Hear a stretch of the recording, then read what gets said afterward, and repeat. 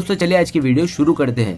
दोस्तों वीडियो शुरू करने से पहले मैं आपको एक बात बता दूं कि आपने अभी तक हमारे इस चैनल को सब्सक्राइब नहीं किया हो तो नीचे पर आपको ग्रीन बटन में सब्सक्राइब करके लिखा रहा होगा, इसके ऊपर क्लिक कर लीजिए और साइड में नोटिफिकेशन बेल भी आएगा, उसको भी क्लिक कर लें ताकि आपको मिल सके हमारे अगले वीडियो की नोटिफिकेशन सबसे पहले और आप कुछ नया सीख सके। સૌરાષ્ટ્રની એકમાત્ર સ્કૂલ જ્યાં ટ્રસ્ટી તથા સંચાલકો ડોક્ટર, એન્જિનિયર તથા શિક્ષકો છે એવી Kanabar school of science and commerce કાર્યક્ષેત્ર ધોરણ 5 થી 10, 11, 12 સાયન્સ એન્ડ કોમર્સ। દીકરાઓ અને દીકરીઓ માટેના ઉજ્જવળ ભવિષ્ય માટે વાલીઓની પહેલી પસંદગી Kanabar school of science and commerce. અહીં છે શ્રેષ્ઠ શિક્ષકો દ્વારા મર્યાદિત સંખ્યામાં વિદ્યાર્થીઓ માટે ભણતર, અલગ અલગ સાયન્સ લેબ, કોમ્પ્યુટર લેબ, દીકરાઓ તથા દીકરીઓ માટે અલગ અલગ હોસ્ટેલ સાથે શુદ્ધ સાત્વિક ભોજનની વ્યવસ્થા, ટ્રાન્સપોર્ટેશનની સુવિધા, જી તેમજ નીટની તૈયારી સ્કૂલમાં જ। તો આથી વિશેષ આપ આપના બાળક માટે શું ઈચ્છો તો આજે જ એડમિશન માટે સંપર્ક કરો।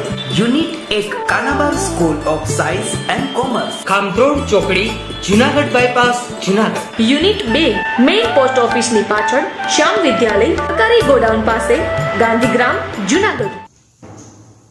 મોર્નિંગ વિદ્યાર્થીઓ, ચેપ્ટર 12 પરમાણુ જેમાં આપણે આગળ વધીએ। હવે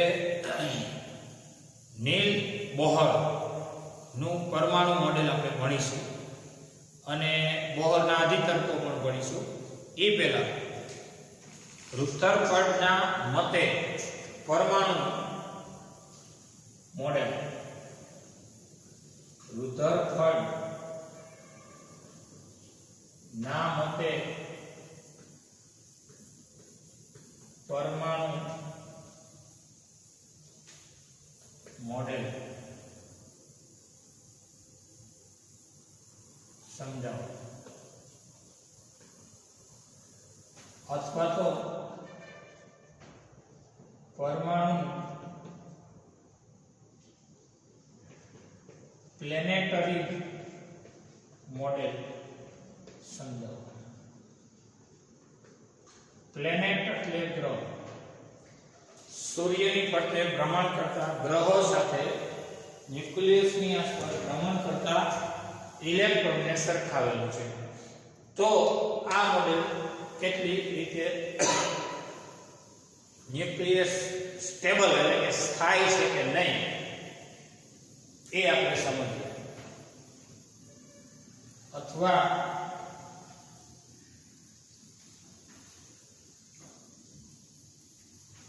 न्यूक्लियस में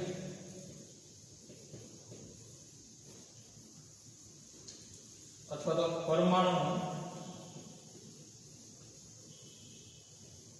अस्थायी मॉडल,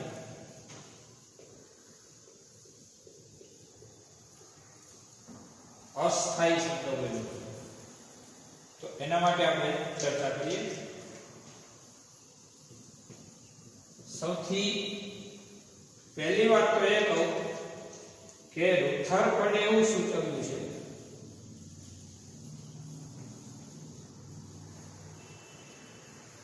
કે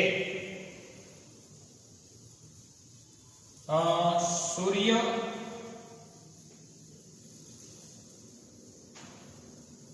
ની આસપાસ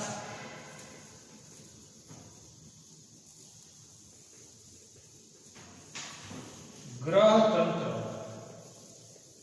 ની જેમ કેન્દ્રમાં ન્યુક્લિયસ અને ભ્રમણ કરતા ઇલેક્ટ્રોનનું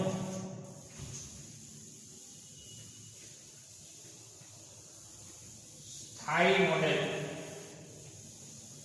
હોય છે।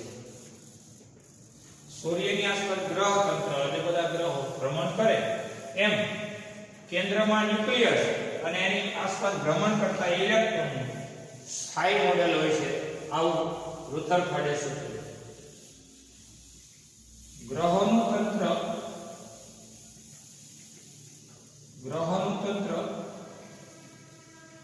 ગુરુત્વાકર્ષણ, ગ્રહોનું તંત્ર ગુરુત્વાકર્ષણ બળથી પકડાયેલું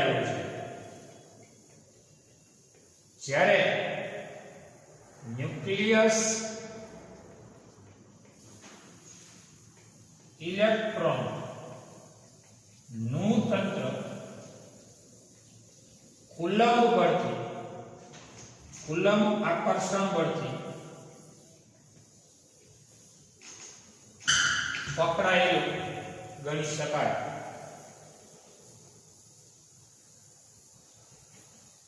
પકડાયેલું અથવા તો જકડાયેલું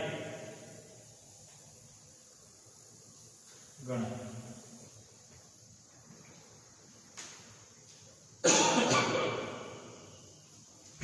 આપણે એવું જાણીએ છીએ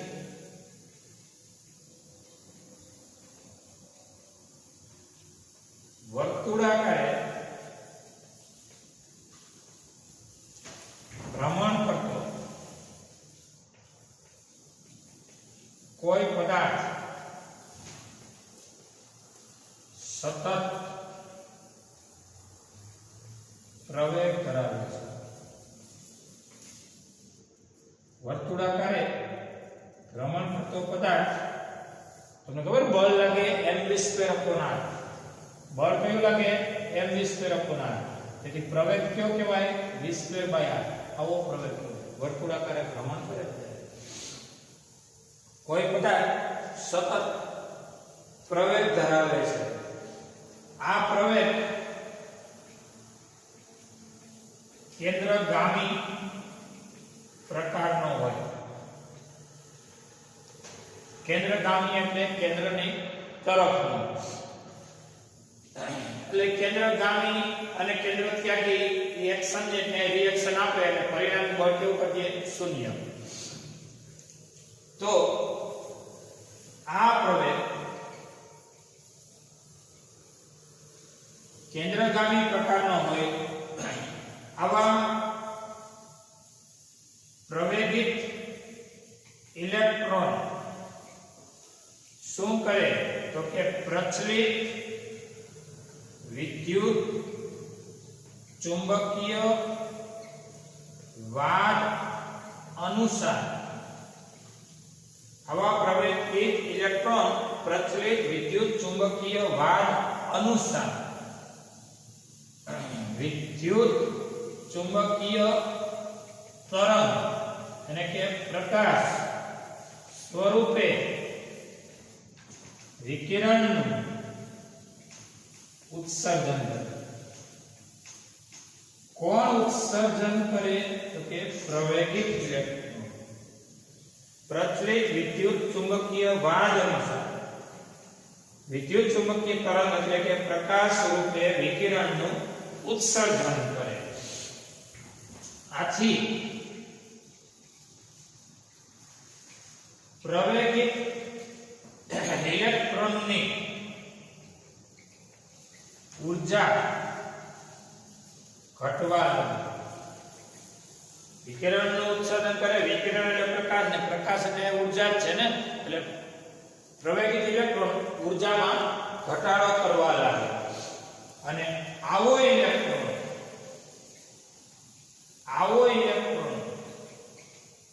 અંદર તરફ એટલે કે કેન્દ્ર તરફ શું થાય તો કે આકર્ષાવા લાગે.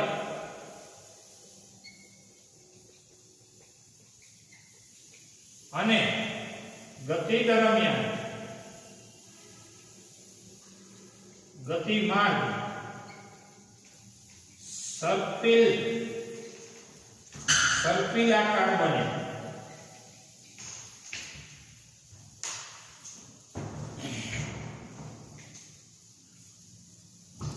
ગતિ માર્ગ સર્પિલ આકાર બને અને આવો ઇલેક્ટ્રોન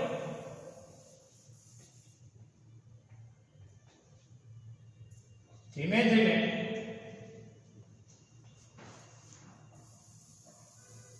પોતાની ત્રિજ્યા ઘટાડતો અંતે ન્યુક્લિયસ તરફ અથવા ન્યુક્લિયસમાં આકર્ષાય છે. કોણ આકર્ષાઈ જાય? ઇલેક્ટ્રોન. અંતે પરમાણુ ની સ્થાયીતા અથવા સ્થિરતા અથવા સ્થાયિત્વ ઘટે અને છેલ્લે કહેવાય તેથી પરમાણુ અસ્થિર બને. અને પરમાણુ અસ્થિર બને એટલે અસ્થાયી મોડેલ કહેવાય. પ્લેનેટરી અને મતલબ પ્લેનેટ એટલે ગ્રહ સાથે એને સરખાવેલું મોડેલ કહેવાય. રધરફોર્ડના મતે પરમાણુ મોડેલ આવું બને. એની આકૃતિ બતાવી છે. આ છે તમારો ઇલેક્ટ્રોન. આ ભ્રમણ કરી અને આ છે પ્રોટોન અથવા તો કહેવાય ન્યુક્લિયસ. હાઇડ્રોજનનો ન્યુક્લિયસ. કોનો ન્યુક્લિયસ? હાઇડ્રોજન નું ન્યુક્લિયસ. હાઇડ્રોજનના ન્યુક્લિયસને પ્રોટોન કહેવાય કારણ કે એના કેન્દ્રમાં એક જ કણ છે, પ્રોટોન. એટલે સાદો હાઇડ્રોજન, સામાન્ય હાઇડ્રોજન. પછી ડ્યુટેરિયમ હોય તો એક પ્રોટોન એક ન્યુટ્રોન હોય, ટ્રિટિયમ હોય તો એક પ્રોટોન બે ન્યુટ્રોન હોય અને ત્રણેય એકબીજાના સમસ્થાનિકો કહેવાય. એટલે તમે એનો ગતિમાર્ગ જોઈ લો તો આઈડિયા આવી જાય. આમ ભ્રમણ કરતો કરતો એની ત્રિજ્યામાં ઘટાડો કરતો આ ઇલેક્ટ્રોન અહીંથી ઉપડે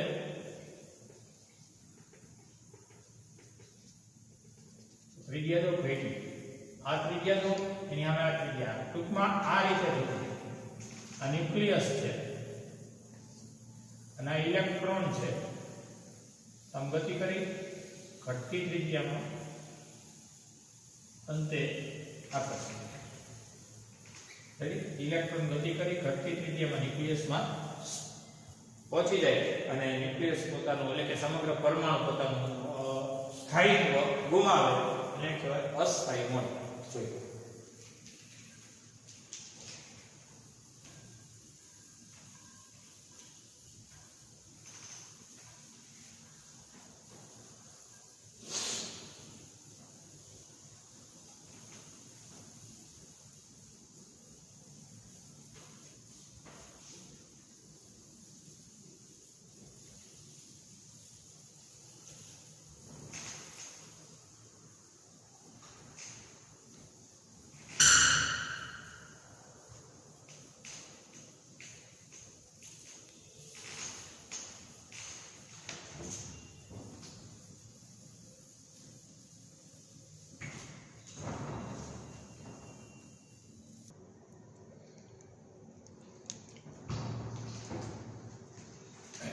નેક્સ્ટ પોઈન્ટ. બોહરે પ્રચલિત અને પ્રારંભના ક્વોન્ટમ ખ્યાલોને આધારે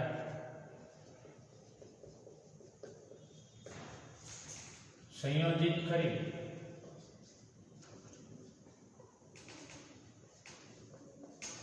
ત્રણ વાદ આપ્યા છે.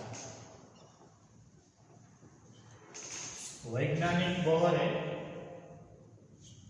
પ્રચલિત અને પ્રારંભના ક્વોન્ટમ ખ્યાલો, ક્વોન્ટમને કહેવાય અસતતતા. જો મિલિકન નામના વૈજ્ઞાનિકે છે ને Q બરાબર એને કહેવાય વીજભારનું ક્વોન્ટમ.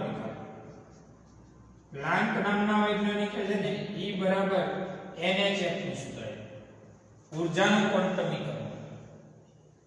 હવે બોહરનું કોણીય વેગમાન ક્વોન્ટમીકરણ આવશે. બોહરનું કોણીય વેગમાન ક્વોન્ટમીકરણ આવશે L બરાબર NH કટ. આ Q બરાબર એ તમે પહેલા ચક્રમાં ભણેલા વીજભારના વિદ્યુત ક્ષેત્રમાં. પ્લાન્કનું વિદ્યુત ચુંબકીય તરંગમાં પ્રકાશમાં ફોટોનની એક ફોટોનની ઊર્જા h, n ફોટોનની ઊર્જા nh, n બરાબર 1 2 3 ડોટ ડોટ ડોટ. એને કહેવાય ક્વોન્ટાઇઝેશન અથવા ક્વોન્ટમીકરણ. બોહર માટે એની સ્વીકૃતિમાં આપણે L બરાબર NH કટ આવશે. હવે વૈજ્ઞાનિક બોહરે પ્રચલિત અને પ્રારંભના ક્વોન્ટમ ખ્યાલોને સંયોજિત કરી 3 વાદ આપ્યા છે.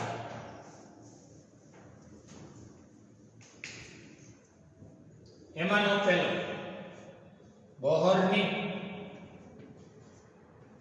પ્રથમ સ્વીકૃતિ. 3 સ્વીકૃતિ છે અથવા 3 ખ્યાલ છે અથવા 3 વાદ છે. જૂના કોર્સમાં હતા અધિતર્ક. બોહરના 3 અધિતર્ક છે. એમાંની પહેલો અધિતર્ક અથવા પ્રથમ સ્વીકૃતિ પ્રમાણે અથવા પ્રથમ સ્વીકૃતિ એ હતી કે પરમાણુમાં ઇલેક્ટ્રોન કેટલીક સ્થાયી કક્ષાઓમાં વિકિરણનું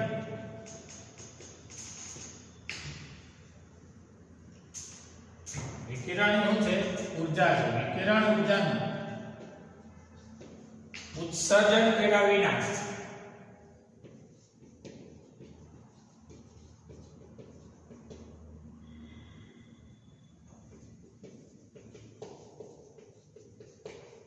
ભ્રમણ કરી શકે છે.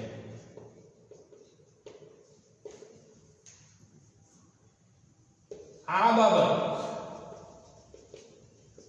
વિદ્યુત ચુંબકીય વાદના અનુમાનો કરતા વિરુદ્ધ છે.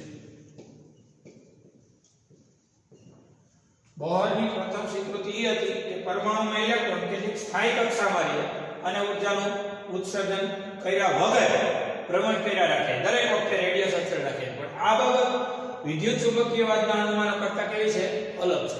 રુથરફર્ડનો હમણાં અંદાજ હતો એનાથી આ વાત અલગ થઈ.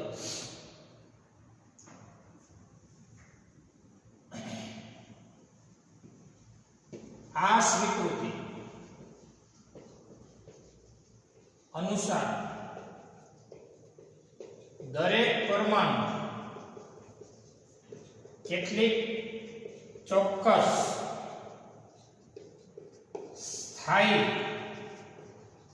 અવસ્થાઓમાં હોઈ શકે. સ્થાયી અવસ્થા એટલે એવી અવસ્થા કે જેમાં પરમાણુના કક્ષામાં ભ્રમણ કરતો ઇલેક્ટ્રોન જરા પણ ઉર્જાનું ઉત્સર્જન કરે નહીં, એને સ્ટેબલ કહેવાય. સ્થાયી કક્ષા સ્થાયી અવસ્થાઓમાં હોઈ શકે અને દરેક શક્ય અવસ્થા ચોક્કસ મૂલ્યની ઉર્જા ધરાવે છે. દરેક અવસ્થા ચોક્કસ મૂલ્યની ઉર્જા ધરાવે છે. આ અવસ્થામાં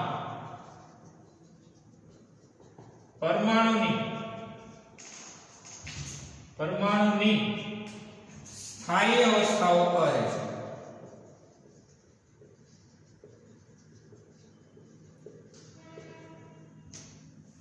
બોહરની પ્રથમ સ્વીકૃતિ એ હતી કે પરમાણુ ઇલેક્ટ્રોન કેટલીક સ્થાયી કક્ષામાં વિકિરણ ઉર્જાનું ઉત્સર્જન કર્યા વગર ભ્રમણ કરે. આ બાબત વિદ્યુત ચુંબકીય વાદન કરતા અલગ છે અથવા વિરુદ્ધ છે. આ સ્વીકૃતિ અનુસાર દરેક પરમાણુ કેટલીક ચોક્કસ સ્થાયી અવસ્થામાં હોઈ શકે અને દરેક શક્ય અવસ્થા ચોક્કસ મૂલ્યની ઉર્જા ધરાવે અને આ અવસ્થાને પરમાણુની સ્થાયી અવસ્થા કહેવાય છે કે જેમાં ઇલેક્ટ્રોન ઉર્જાનું ઉત્સર્જન કર્યા વગર એક જ અચળ એવા રેડિયસમાં ભ્રમણ થઈને રાખે છે. રેડી? આ પ્રચલિત યંત્રશાસ્ત્ર મુજબ અથવા પ્રચલિત અને પ્રારંભના ક્વોન્ટમ ખ્યાલને સંયોજિત કરીને અને પહેલો વાદ એવો છે જે વાદ આ. હવે બીજા વાદને આગળ વધારીએ.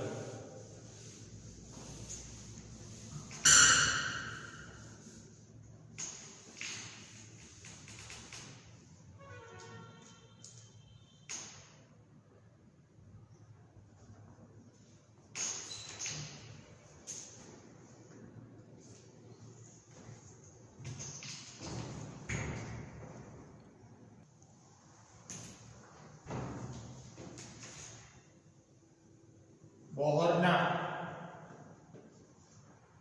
બીજી સ્વીકૃતિ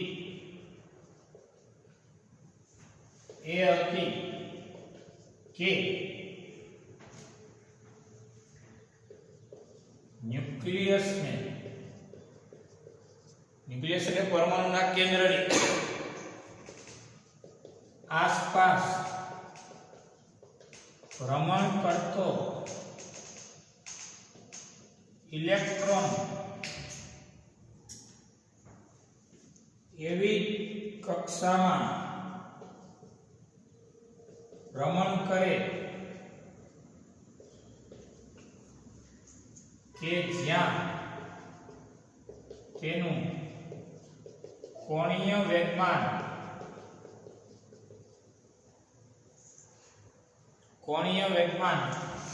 L બરાબર NH કટ હોય,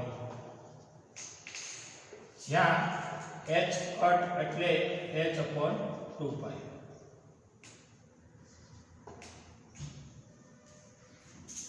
ન્યુક્લિયસની આસપાસ ભ્રમણ કરતો ઇલેક્ટ્રોન એવી કક્ષામાં ભ્રમણ કરે જ્યાં એનું કોણીય વેગમાન L બરાબર NH કટ હોય અને h કટ એટલે h/2π. હવે એની સમજૂતી આપો. જો ઇલેક્ટ્રોન ભ્રમણ કરે કોની આસપાસ? આ છે ન્યુક્લિયસ એટલે પરમાણુનું કેન્દ્ર, અને આ ભ્રમણ કરતો આ કક્ષા થઈ અને આ ઇલેક્ટ્રોન છે. આ ત્રિજ્યાના માર્ગે ઇલેક્ટ્રોન ભ્રમણ કરે છે. રેડી? અને આ ઇલેક્ટ્રોન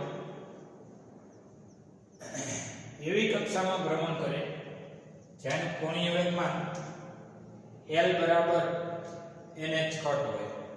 હવે જરા સમજી લઈએ. આ ઇલેક્ટ્રોન છે ને એ આવી ગતિ કરે,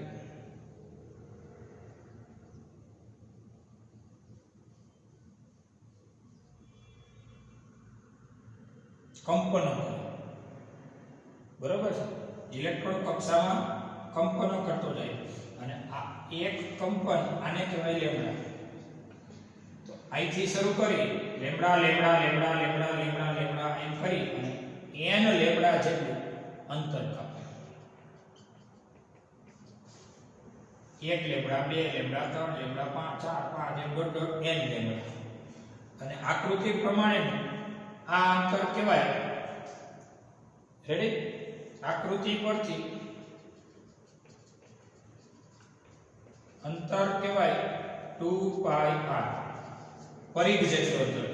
આ ત્રિજ્યાના માટે પરિઘ જેટલું 2πr. તો સમીકરણ 1 અને 2 પરથી 2πr બરાબર n લેમ્ડા. 2πr બરાબર શું થયું? n lambda.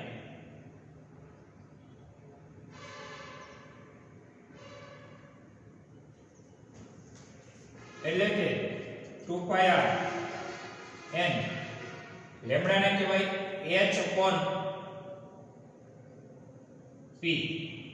કારણ આપી દો, દ બ્રોગલી તરંગલંબાઈ h/p અથવા h/m.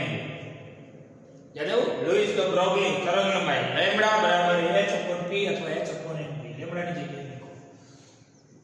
અને આમાં વધ્યો તો અથવા તો 2πr બરાબર n h અને p એટલે m. વેગમાન એટલે દળ અને વેગનો ગુણાકાર. અને આમાં વધ્યા અને આમાં વધ્યા તો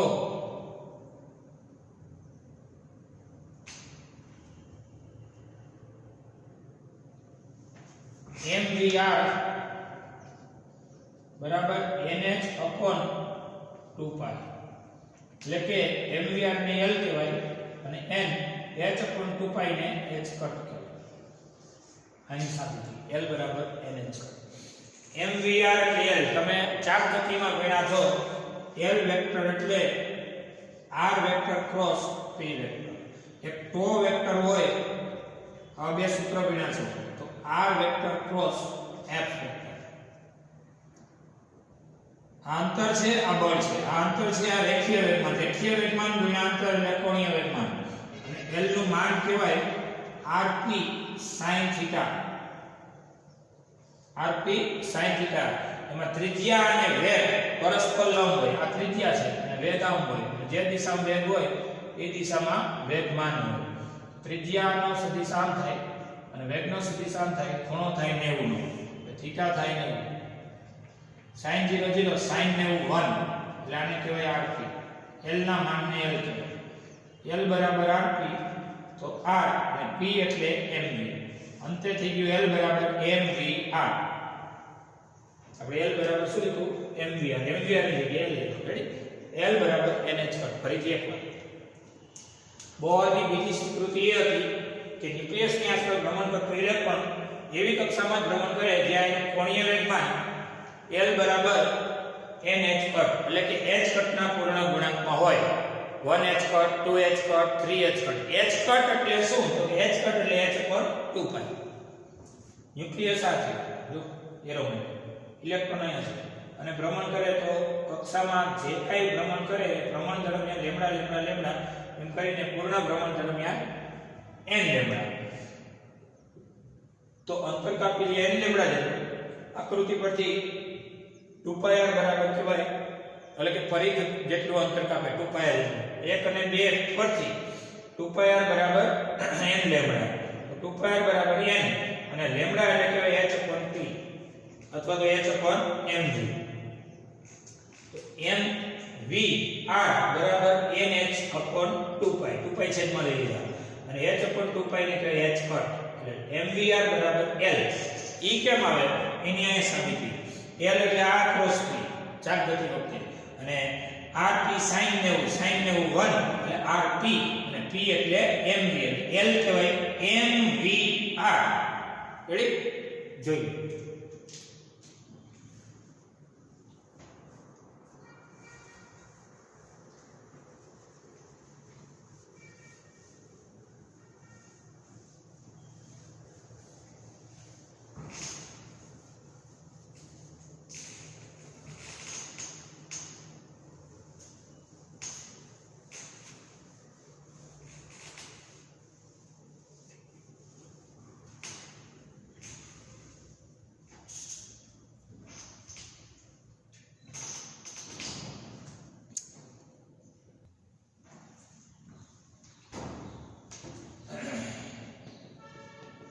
બોહરની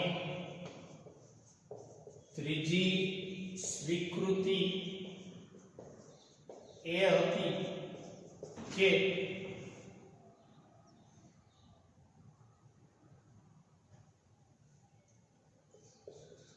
પ્લાન્ક અને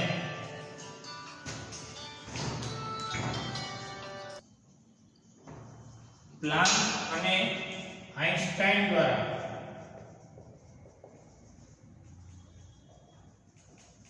વિકસિત કરેલા પ્રારંભિક ક્વોન્ટમ ખ્યાલો નો પરમાણુવાદમાં સમાવેશ કરેલ હતો. પરમાણુવાદ એમાં પ્લાન્કની અને આઇન્સ્ટાઇનથી વિકસિત કરાવેલી ક્વોન્ટમ ખ્યાલો એને પરમાણુવાદમાં સમાવેશ કર્યો તો કઈ રીતે? તો કે તે જણાવે છે કે ઇલેક્ટ્રોન તેની એક વિકિરણ ઉત્સર્જિત ન કરતી કક્ષામાંથી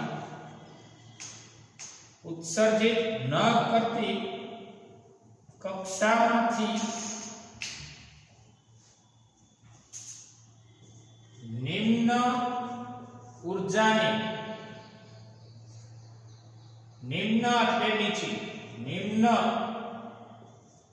ઉર્જાની બીજી કક્ષામાં સંક્રાંતિ કરે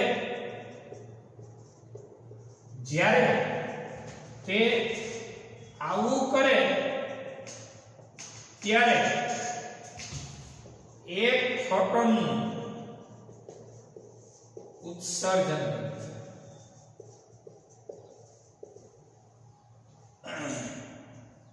એક વિકિરણ ઉત્સર્જિત ન કરતી કક્ષામાંથી નિમ્ન ઉર્જાની બીજી કક્ષામાં ઇલેક્ટ્રોન સંક્રાંતિ કરે. દાખલા તરીકે ઇલેક્ટ્રોન આ ન્યુક્લિયસ છે, રેડી? ન્યુક્લિયસ.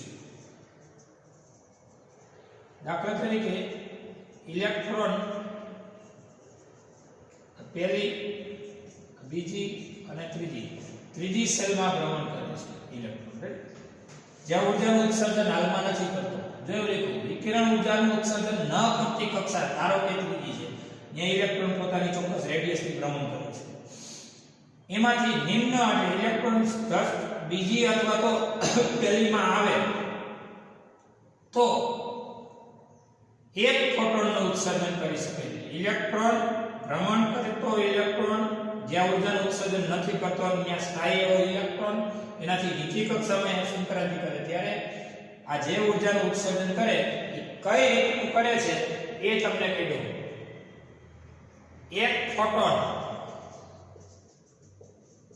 નું ઉત્સર્જન થાય જેની ઉર્જા પ્રારંભિક અને અંતિમ અવસ્થાઓ ની ઉર્જાઓ વચ્ચેના તફાવત જેટલી હોય. એટલે કે EI માઈનસ EK બરાબર HF, જ્યાં EI એ મોટી ઉર્જા, EK એ નાની ઉર્જા. આ મોટી ઉર્જાની સેલ એને કહેવાય, અહીંયા ઇલેક્ટ્રોનની ઉર્જા છે EI, નાની નિમ્ન કક્ષા છે ત્યાં ઉર્જા છે EK. I ની સેલમાં નો ઇલેક્ટ્રોન K ની સેલમાં આવે ત્યારે જ્યાં EI is greater than EK એટલે કે મોટી ઉર્જામાંથી નાની ઉર્જામાં આવે ત્યારે આ ઉર્જાના તફાવત જેટલું વિદ્યુત ચુંબકીય તરંગ એટલે કે વિદ્યુત ચુંબકીય તરંગ એટલે કે પ્રકાશનું ઉત્સર્જન કરે છે. કોણ? ઇલેક્ટ્રોન. કેટલા મીટર સેલમાંથી? I ની સેલમાંથી. કેમાં આવે? K ની સેલમાં. જ્યાં I ની સેલ એટલે કેવી? મોટી ઉર્જાની સેલમાંથી નાની ઉર્જાની સેલમાં આવે ત્યારે બાકીના જે ઉર્જા તફાવત જેટલી ઉર્જાનું વિકિરણ સ્વરૂપે એટલે કે પ્રકાશ સ્વરૂપે ઉર્જાનું શું કરે છે? ઉત્સર્જન. જોઈએ ત્રણ સ્વીકૃતિઓ ફરજિયાત રીતે તૈયારીમાં લેવી.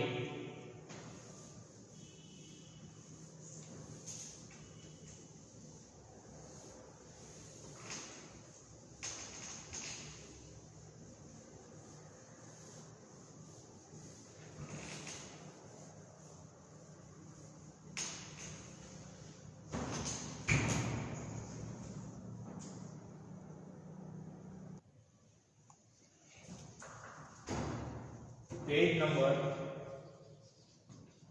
426 ઉદાહરણ નંબર 5 પૃથ્વીની આસપાસ 10 કિલોગ્રામ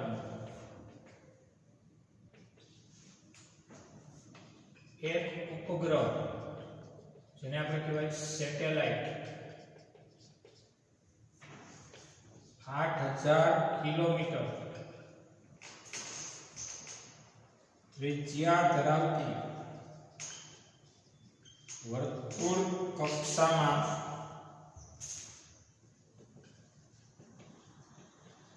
દર 2 કલાકે એક વખત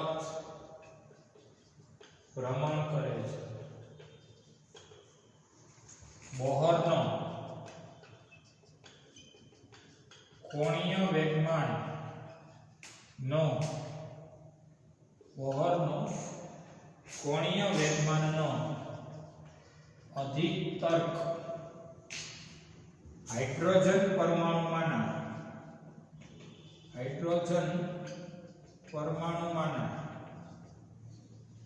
ઇલેક્ટ્રોનની જેમ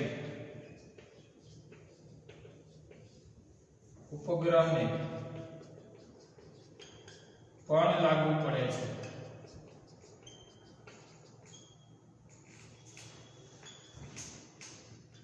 તેમ ધારીને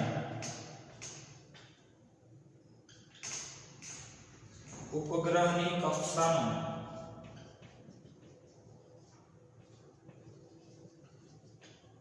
ક્વોન્ટમ અંક શોધો.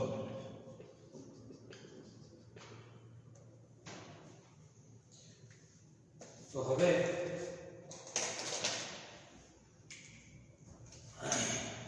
કોણીય વેગમાન અધિતર્ક L બરાબર NH કટ. જોઈએ કેટલા કિલોગ્રામનો ઉપગ્રહ છે તો કે m બરાબર 10 કિલોગ્રામ. કેટલી ત્રિજ્યામાં ભ્રમણ કરે છે 8000 કિલોમીટર.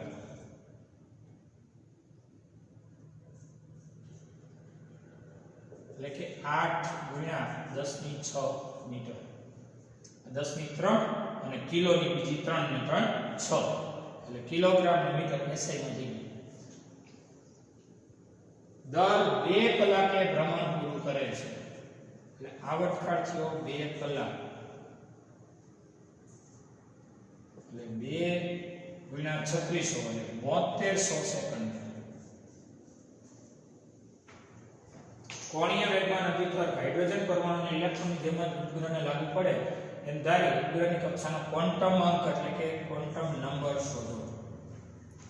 તો કોણીય વેગમાન અધિતર્ક અથવા તો સ્વીકૃતિ પ્રમાણે L બરાબર NH કટ એટલે કે H કટ એટલે h/2π અને L એટલે mvr. યાદ આવ્યું? L એટલે mvr અને H કટ એટલે h/2π. તો હવે ઝડપ એટલે અંતરના છેદમાં સમય. ઝડપ એટલે અંતરના છેદમાં સમય ઇન્ટુ r NH/2π. અહીં કારણ લખનારું ઝડપ એટલે અંતરના છેદમાં સમય. કારણ કે ભ્રમણ કરતો ઉપગ્રહ અંતર કાપી લે તો ફરી જાય અને લાગતો સમય આવર્તકાળ.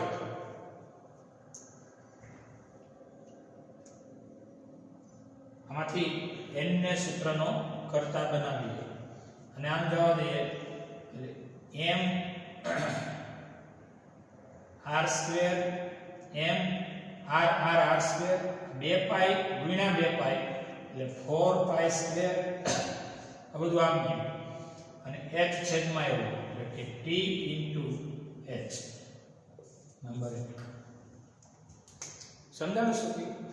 n સૂત્રનો કરતા જોઈએ 2π હામે ગયો એટલે m * r² 2π * 2π એટલે 4π² અને n નીચે આવ્યો t * h સોરી n સૂત્રનો કરતા હોય. રેડી? સમીકરણ 1 માં હવે કિંમતો મૂકીએ. તેથી n બરાબર ચલો m એટલે 10 કિલોગ્રામ, r² એટલે 8 × 10⁶ નો વર્ગ,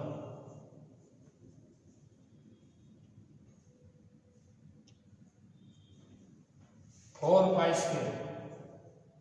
પાઈ એટલે 3.14 નો વર્ગ ના છેદમાં t એટલે 7200 સેકન્ડ ને h એટલે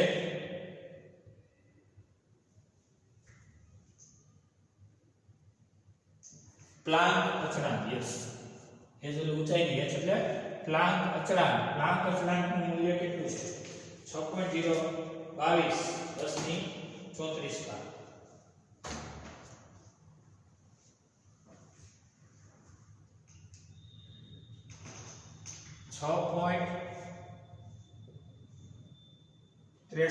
અથવા 6.625 10⁻34 bar. લાખ અચળાંકનું મૂલ્ય કક્ષાનો તમને નંબર મળશે જોઈએ 10 એને ગુણ્યા 8 નો વર્ગ એટલે કે 64 એને ગુણ્યા 4 એને ગુણ્યા 3.14 પાછા ગુણ્યા 3.14 અંશ પૂરો થયો છેદમાં 7200 છેદમાં 6.625 0.529 6 દુ 12 माइनस 34 प्लस 34 वत्ता 12 46 હવે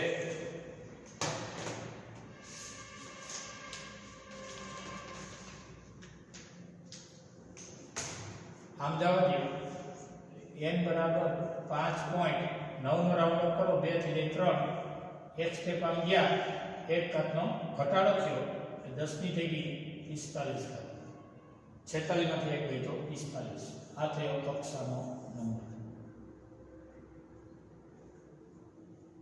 રેડી જોઈએ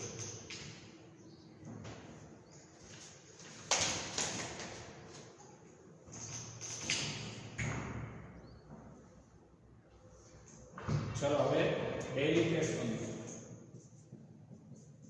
उदाहरण 5 बहुत ना 3 બહોની 3 સ્વીકૃતિ